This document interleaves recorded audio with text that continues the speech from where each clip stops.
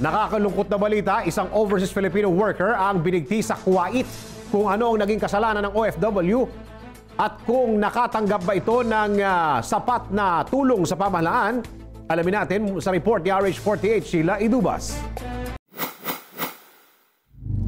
Gumulantang ang malungkot na balitang binitay na ang isang overseas Filipino worker sa Kuwait na napatunayang pumatay sa anak ng kanyang amo.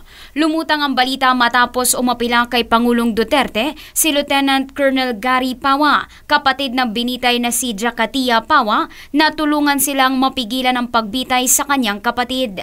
Ayon kay Pawa, tumawag sa kanya si Jakatia para ibalita na bibitayin na siya anumang oras kasama ang tatlong iba pa at tumawag niya ang kapatid mula sa loob mismo ng execution room. Unang-una sa lahat, nung tinawagan ako na madaling araw na 5 o'clock, kausap ko mismo yung kapatid ko. Sabi niya, Kuya, magpapaalam na ako sa inyo.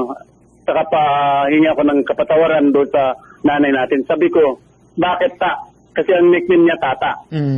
Bakit ta? Sabi niya, Kuya, alas 8 ng sambuang quiet time, na bibitayin na po ako. So napayak na lang ako, sir. Bakit ganon? Na masakit sa akin, sir. Doon ko pa nalaman doon sa kapatid ko na siya na ang bibitayin. Batay sa execution schedule, nakatakdang bitayin si Jakatia 12:30 ng hapon, oras sa Pilipinas. Pero sabi ni Pawa ay huli niyang nakausap ang kapatid kaninang alas 12:50 at sinabi na nasa execution room na ito. Ibinili ni Jakatia sa kapatid na mahalin at huwag pababayaan ang dalawa niyang teenager na anak.